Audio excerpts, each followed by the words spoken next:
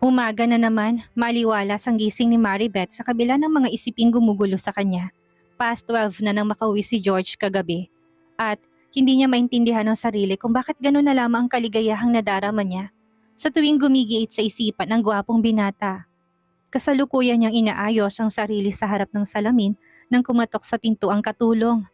"Ma'am, may bisita ho kayo," sabi ni Anselma nang pagbuksan niya ito. "Napakaaga naman," reklamo ni Maribeth. "Sino raw?" "Isang magandang babae.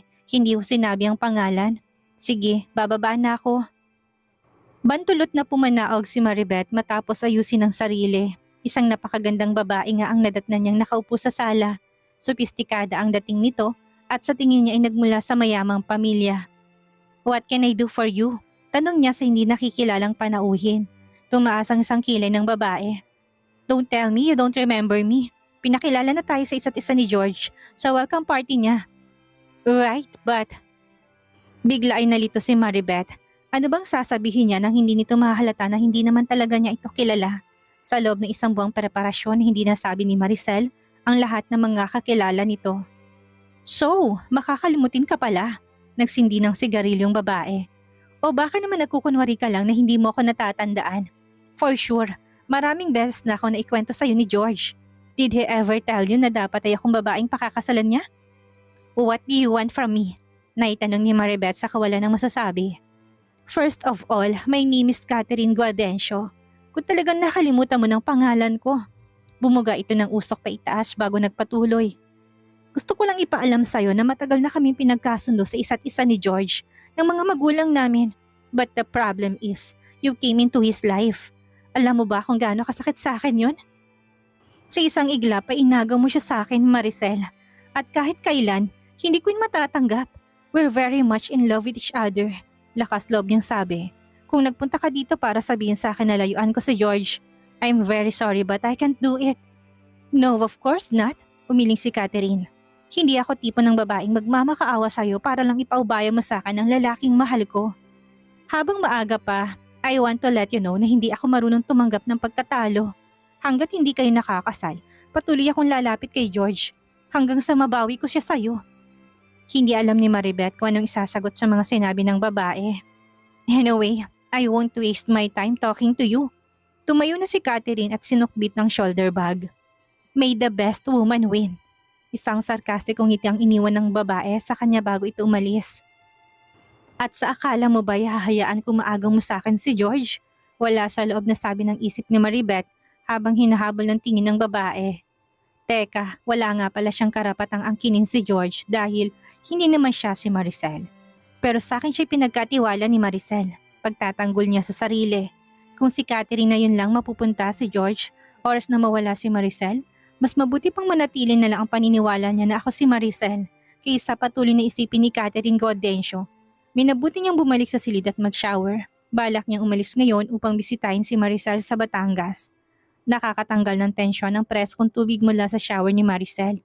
Idagdag pa ditong mabangong bathroom na nakukulayan ng beige at napapalamutian ng iba't ibang klase ng scented candles. Mahilig din si Maribeth na mag-ayos ng bahay. Ngunit mas gusto niya ang simple at malinis lamang. Ang hilig niyang collectible treasures ay native craft at unique items. Napasarap ang kanyang pag-shower. Huli nang mapansin niyang lalaki nakatayo sa pintuan ng bathroom at mukhang kanina pa siya pinagmamasdan habang naliligo. Sa gulat ay biglang nahablot ni Maribeth ang tuwalya sa lalagyan nito nang makitang nakangiting si George. Anong ginagawa mo dito?" tanong niya habang hindi magkanda tuto kung paano tatakpan ng kanyang kahubdan. "Para ka namang nakakita ng multo," anito na lalong napangiti. "Kahit kailan hindi ako nagsasawang pagmasdan ng maganda mong katawan, honey." "You look very sexy." Nag-blush ang basang mukha ni Maribeth habang mahigpit na hawak ang tuwalyang nakatakip sa kanyang kahubdan. I didn't know na darating ka ngayon," mahinang sabi niya. "Wala naman akong gagawin sa bahay," sagot ni George. "We can go out and have some fun. Hindi ba't ang sabi mo noon ay marami kang na-miss na beautiful spots dito sa Pilipinas? We have all the time now to visit them. 2 linggong paalam kong bakasyon sa opisina, remember? And besides, nakalimutan mo na bang balak mong pagbubukas ng bagong business dito?" Napatingin siya sa binata. Ano kayang business yon? Wala naman kasing nababanggit si Maricel sa kanya tungkol doon. Ang sabi mo, magbubukas ka ng flower shop, remember? Waring sagot sa tanong niya na paalala ni George. Ah, yeah. Napatangong tugon ni Maribeth. Mahilig nga palang kanyang kakambal sa mga bulaklak at hilig din naman niyang mag-alaga ng mga yon. Pero kung akong masusunod, mas gusto kong tulungan mo na lang ako sa pangangasiwa ng kumpanya ni Papa. Pagkaraan ni sabi ni George na natili sa pintuan ng bathroom kaya hindi tuloy siya makalabas. Magaling ka rin naman sa advertising, right? Tumangon na lang siya habang dahan-dahang tinutungo ang pinto. Excuse me, sabi niya dahil nakaharang ang binata. What's the matter with you? Natatawang tanong ni George. Parang ibang tao ako sa'yo. Nagbakasyon ka lang ng isang buwan nagbago na pati ang ugali mo. Hindi ako sanay na ganyan ka, honey. Laking gulat ni Maribeth nang bigla nitong hablutin ng tuwalyang tumatakip sa kanyang katawan. Napatili siya ng malakas. Tarantang naghagilap siya ng may pantatakip sa katawan hanggang sa mapagtuunan niya ng pansin ng kumot sa kama. Yun ang hinablot niya at dali-daling binalot sa katawan. Bigla siyang natigilan nang makitang formal na si George habang nakatingin sa kanya. Halatang hindi to makapaniwala sa reaksyon niyang yon. May problema ba, Maricel? Seryosong tanong nito. We always take a bath together and we often make love para mag-react ka ng ganito ngayon. Napanganga si Maribeth. Di yata't minamagitan na kina Maricel at George. Pero bago pa ba yun, halos sa Amerika na nag-mature ang kanyang kakambalat ng muhay na si Maricel na mag-isa, simula nang mamatay ang kanilang ama. Subalit bago yon, para sa isang katulad niyang wala pang karanasan pagdating sa ganung bagay. At hindi magagawang isakripisyo ni Maribeth ang kanyang pagkadalaga para lamang sa pagkukunwari niyang siya si Maricel. What's happening to you? Narinig niyang muling tanong ni George. Nothing. Sa wakas ay sagot niyang pilit na pinatatatag ang nanginginig na boses. It's just that nakakagulat ka. Para kang multong bigla na lamang sumusulpot at para kang ibang tao ngayon kasi. Dahan-dahan siyang lumapit at pinisilto sa ilong. Lalo kang gumwapo, honey. Ayoko yatang makaptivate na naman ang kagapuhang yan dahil baka kapag nagsawa ka na sa akin ay maisipan mong maghanap ng iba. Gusto kong panabikan mo ko hanggang sa gabi ng ating honeymoon. Sa narinig ay napangiti na si George. Ah, ganun ha? Niyapo siya nito at pinupog ng halik sa muka habang pilit nitong inaalis ang kumot na nakabalabal sa kanyang katawan. Wait! Naalarma na namang pigil niya. Honey, magagalit ako kapag hindi ka tumigil. Honey! Saka lamang tumigil si George nang bahagyang tumaas ang tinig niya. If you really love me, please respect my decision. Nakikiusap ang tinig na sabi ni Maribeth. We will not go to bed together hanggat hindi tayo nakakasal. It's just a simple request, honey. Sounds strange but it's okay.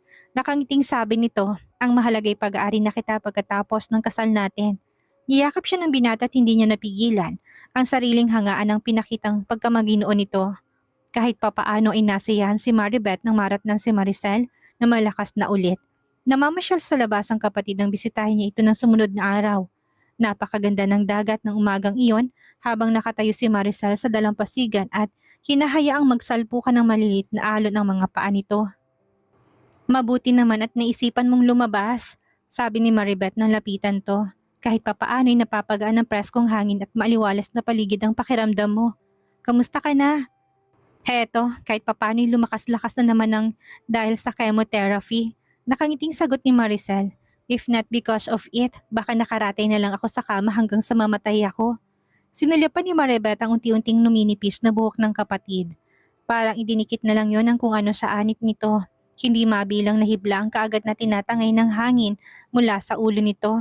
Habang lumilipas ang mga araw ay patuloy akong pumapangit, Maribeth. Muling saad ni Maricel. Thanks to you dahil hindi ako nakikita ni George sa kalagayan kong ito. Formal si Maribeth na marinig ang pangalan ni George. Did I say something wrong? Tanong ni Maricel na mapansin ang pananahimik niya habang nakatanaw sa dagat. Hindi ko alam kung hanggang kailan ko magagawang magkunwari sa harap ni George, Maricel. Pagtatapat niya at napabuntong hininga. Most of the time ay nawawala ako sa sarili ko. Nalilito, naguguluhan, naasiwa, madalas siyang manibago sa akin. Tumingin siya sa kakambal. You didn't tell me na may nangyari na sa inyo. Para akong tangang nag-react ng gusto nang pumasok siya sa kwarto at makita ko naliligo sa bathroom. Kasabay ng pag-blush ay bumakas ang inis sa mukha niya para sa kapatid. Pansamantalang nakalimutan ni Maribeth na may karamdaman ito at hindi niya na dapat pinahihirapan pa. Parang hindi ko na kaya, Maricel. Pagpapatuloy niya. May mga taong bigla na lamang sumusulpot sa bahay mo na hindi ko kilala. Katulad ng Catherine Gaudencio na yon. Napakatlabi ang kanyang kapatid. I'm sorry kung nahihirapan ka sa mga pinapagawa ko, Maribeth. Kung, kung talagang hindi mo na kaya, you're free to go back to your house. Muli siyang napatingin dito. At ikaw, sasabihin mo na ba kay George ang totoo? Sunod-sunod na umiling si Maricel. Hahayaan ko na lang siyang maghintay sa akin hanggang sa magsawa siya at ibaling niya sa ibang kanyang pagtingin. Pumatak ang luha sa mga mata nito.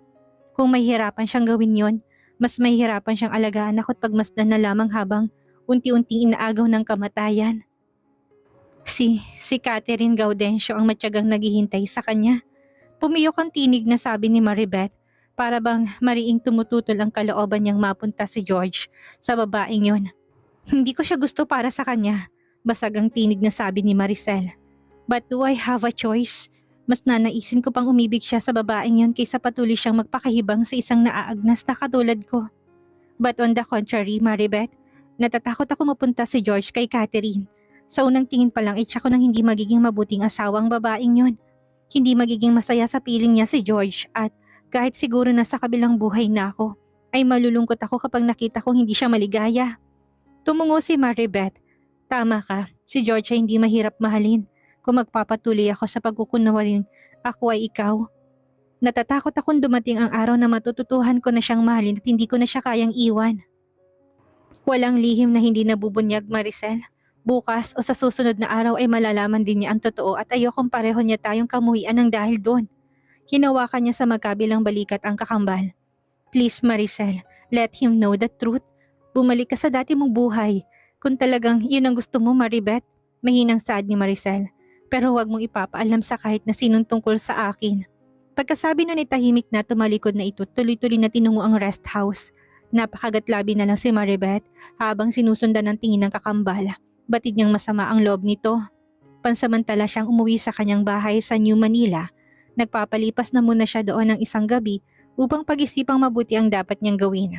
May nabuong desisyon si Maribeth habang pauwi siya sa bahay ni Maricel sa Blue Ridge kinabukasan. Oras na dumating si George, sasabihin niya na ditong totoo pati ng tungkol sa karamdaman ni Maricel. Batid niyang higit na kailanman ay ngayon ay kailangan ng kanyang kakambalang presensya ni George. Ngunit nabigla siya sa isinalubong ni Anselma pagpasok niya sa sala. Ma'am, tumawag ho ang mama ni Sir George, sabi nito. Naaksidente raw ho si Sir at nasa ospital ngayon. Ha? Saang ospital? Nang sabihin ni Anselma kung saang ospital dinala si George, nagmamadali siyang nagtungo doon. Nasa dibdib ni Maribeth ang sobrang pag-aalala. Quezon City Medical Center. Halos takbuhin na ni Maribeth ang papasara ng elevator sa ground floor ng building ng makalulan doon ay lalo siyang kinabahan. Hindi malinaw ang impormasyong ibinigay ni Anselma. Hindi niya alam kung critical ang kondisyon ni George o ligtas na ito. Hindi sinasadyang napasulyap si Maribeth sa dalawang matandang kasakay niya. Hindi niya maipaliwanag ang kabang dumapo sa kanyang dibdib nang masalubong ang mga mata ng matandang babae. Nang makarating sa 5th floor, kaagad niyang hinanap ang suite na kinaroroonan ni George.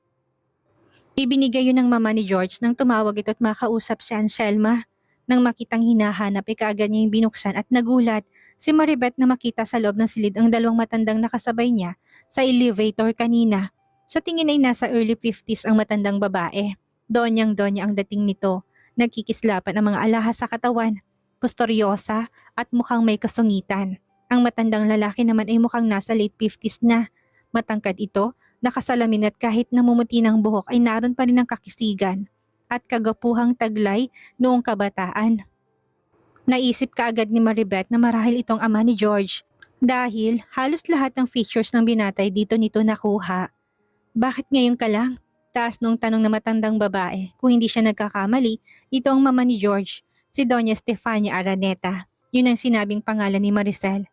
Bilang nobya ng anak ko, karapatan mong malaman ang nangyari sa kanya kaya tinawagan kita kaninang umaga. But you are very much late, Maricel. May pinuntahan lang ho akong kaibigan out of town. Hindi niya naitagong panginginig ng kanyang tinig. Mukhang hindi gusto ng mga magulang ng binata si Maricel. At kanina lamang hindi pa niya pinansin ng mag-asawa sa elevator. Sumulyap si Maribeth sa kamang kinahihigaan na natutulog na si George upang iwasan na nakakapasong pagtitig ng Donya. Kamusta ho si George? Tanong niya. He's out of danger. Sagot ni Don Donato Araneta. Naaksidente siya kagabi sa isang madilim na lugar sa Libis. habang patungo siya sa bahay mo. Hinangad niyang iwasan ng van na mababangga niya, ngunit nahagip pa rin ito ang tagiliran ng kanyang kotse. Mabuti na lamang at may nakakita at kaagad na sumakalolo kaya nadala siya dito. Kahit papaano ay naibsan ng kaba sa kanyang dibdib. Hindi lamang dahil sa ligtas na sa panganib si George kundi dahil sa mukhang mabait naman ng Don. Pero may kaunting problemang sinabi ang doktor sa amin. Pagpapatuloy ni Don Donato. Nagkaroon ng simple fracture sa kaliwang binti niya. Dahil tumama doon ang napiping pinto ng sasakyan kaya hindi kaagad siya makakalakad. But he had already undergone a minor surgery last night. That means to say, sabad ni Doña Stefania, madadali ang wedding niyo. Muli nakadama si Maribeth ng pagkailang. Sa tono ng boses ng Doña ay halatang kinatuwa pa nitong maantala ang kasal. Maya-maya dinampot nito ang bag sa couch at tumakbang patungo sa pinto. Sumunod ka sa akin sa labas, Maricel, sabi ng ina ni George. Gusto kitang makausap. Yun lang at tuloy-tuloy na itong lumabas. Bantulot si Maribeth habang mabagal na lumalapit sa kinuupuan ni Doña Stefania sa koridor ng palapag na iyon. Sit down. Walang kangiting-ngiting sabi ng Doña na makalapit. Tahimik na naupo si Maribeth sa tabi nito. May ilang sandaling naghari ang katahimikan sa pagitan nila bago niya muling narinig ang tinig ng Doña. Hindi pa tayo nagkakausap ng masinsinan simula nang dumating kay ni George mula sa Amerika at marami pa akong hindi nalalaman tungkol sa'yo. Marahil ay nahalata mo hindi kita gusto nung una pa man kitang makita sa welcome party ni George. It's because hindi ikaw ang inaasahan kong ihaharap sa akin ng anak ko bilang babaeng pakakasalan niya. Si Catherine ang gusto ko para sa aking anak. But I guess wala na akong magagawa kung ikaw ang nagustuhan niya. Seryoso mukhang bumaling ito sa kanya. Just be good to my son, Maricel. Bilang kaisa-isa kong anak, gusto ko maging maligaya siya. Lalong-lalo na sa kanyang marriage. He loves you so much at gusto kong marinig mula sa'yo kung ganun ka rin sa kanya. He's the only man I have ever loved like this, nasabi ni Maribeth habang pilit sinalubong ang tingin ng Donya. Kung ganun, alam mo naman siguro kung ano mga dapat mong gawin habang nagpapagaling siya. Magkakaroon ng mga pagbabago sa anak ko dahil sa nangyaring aksidente. I expect na malaki ang may tutulong mo para mabilis siyang makarecover. Do I make myself clear? Yes, mahinang sagot ni Maribeth. Good, bumalik ka na sa tabi niya at mamaya lamang ay magkakamalay na siya. Pagkasabi noon ay tumayo na ito at iniwan siya. Sunod-sunod na paglunok ang pinakawalan niya na makaalis ang Donya.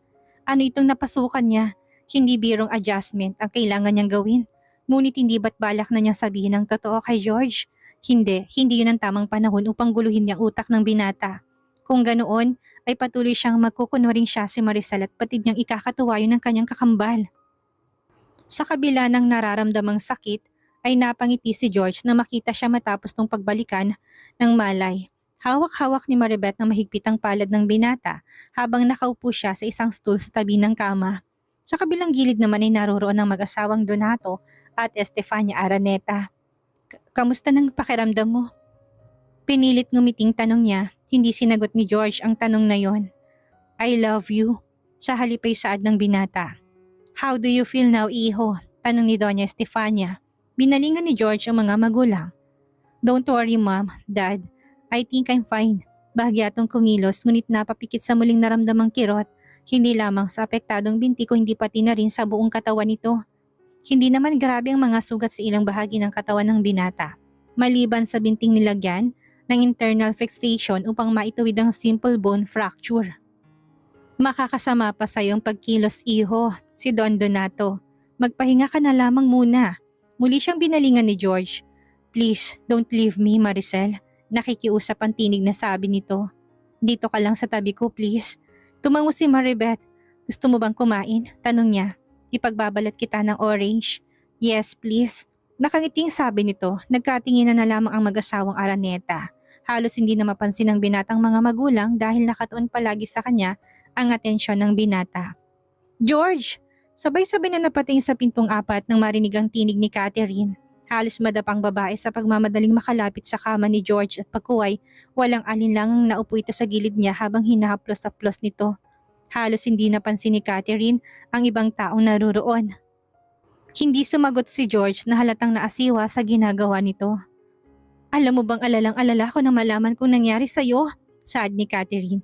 Kagabi pa nga ako pabalik-balik dito kaya lang ay wala ka pang malay. Ang totoo nga niyan, mas nauna pa akong bumisita sa'yo kaysa sa fiancé mo. Pahirap na sinulya pa nito si Maribeth. Masyado yatang busy si Maricel para hindi ka agad malaman ang nangyayari sa'yo. Lihim na nagngingit-ngit ang kalooban ni Maribeth sa kaipokritahan ng babae. Hindi niya alam kung anong approach na ginagawa ni Maricel kapag gano'n nagsasalita ng hindi maganda si Catherine. Kahit papaano ay kilala niya ugali ng kakambal, marunong din itong magtaray. Nagpaalam sina Doña Estefania at Don Donato para umuwi na muna sa mansyon ng mga ito habang naroroon siya. Hindi nagtagal ay nagpaalam na rin si Catherine na ikinatuwa niya. Muli ay napag-isa sila ni George. Pagpasensyahan mo na lang si Catherine, sabi ng binata. Nakabakas pa rin sa mukha ang nadaramang sakit. Wala naman sa akin yun nakangiting sagot ni Maribeth. At pwede ba na wag ka na munang magsalita? Makakasama pa sa'yo. Nagtataka nga ako kung bakit hindi mo pa sinasagot ang mga pasaring niya Patuloy ni George na hindi pinansin ang sinabi niya, sabay pisil sa kanyang baba. Nung una pa lang kayo magkita, nagkasagutan na kayo. But I knew Catherine started the argument. Napapansin ko na masyado ka ng pasensyosa ngayon. Nakakapanibago but I like it, honey. Kung ganun ay talagang nilalabanan ni Maricel si Catherine, bahagyang kumilos si George upang yapusin siya. Ngunit muli itong nakaramdam ng matinding kirot ng apektadong binti. Sinabi na ni na mama at papa na magpahinga ka na lang muna. Paalala ni Maribeth pagkuway natigilan siya na makita itong titig na titig sa kanyang mukha na waring may nakakapanibago na naman sa kanyang mga pinakawalang salita. Did I hear it right? Tanong ni George na nakabaka sa mukhang pagtataka. Tinawag mo na silang mama at papa? Siyempre, bantulot niyang sagot. Malapit na tayong ikasal at natural lang na tawagin ko sila ng ganoon. Pero kailan lang ay sinabi mo sa akin na hindi mo sila ituturing ng mga magulang hanggat hindi ka nila natatanggap ng buong puso. Hanggat alam mong ayaw nila sa'yo. Hindi ka agad nakasagot si Maribeth. Anyway, I'm so happy now, Maricel. Pagpapatuloy ni George na nasa mukha ang labis na kaligayahan. Kahit masakit pang buong katawan ko, masaya ako dahil sa mga nangyayari ngayon. Hinawakan ng binatang kanyang palad at dinala sa mga labi nito. Sana'y huwag kang magbabago sa akin. Hindi magandang gising ni Catherine ng sumunod na umaga. Tanghali na ay nakahiga pa rin siya sa kama at walang ibang laman ang isip kundi sina George at Maricel. Maya-may bumukas ang pinto at pumasok ang kanyang mama. Hindi ka ba papasok sa opisina? Tanong nito. Hindi, mariing sagot niya. Wala naman doon si George. Pupuntahan ko siya sa hospital mamaya. Ano ka ba naman iha? Napabuntong hininga ang ginang. Ikaw na rin mismo nagsabi na palaging nakagwardya doon ang girlfriend ni George. Pinahihirapan mo lang ang sarili mo sa ginagawa mong yan Pabayaan mo na nga si George. Forget about him. It's not that easy. Nakasimangot na tumay si Catherine at nakapamewang na namintana. Ang tagal kong umasa na kami magkakatuluyan, mama. Para akong tangang naghintay sa kanya sa loob ng mahabang panahon. Pagkatapos, ay ipagpapalit lang niya pala ako sa isang babaeng hindi pa niya lubusang nakikilala. Isn't it unfair? We cannot do something about it. Nahinahusad ng mama ni Catherine. Mahal niyang babaeng yon. That I can't accept. Nagtagi sa mga bagang niya. The wedding has to be cancelled. Hahanapan ko ng kapintasan ng Marcel Carriedo na yon. Upang kamuhian siya ni na Tita Estefania at Tito Donato. At lalo na ni George. Iha, hindi magandang iniisip mong yan. I don't care, mama. Lahat gagawin ko, mapasakin lang si George.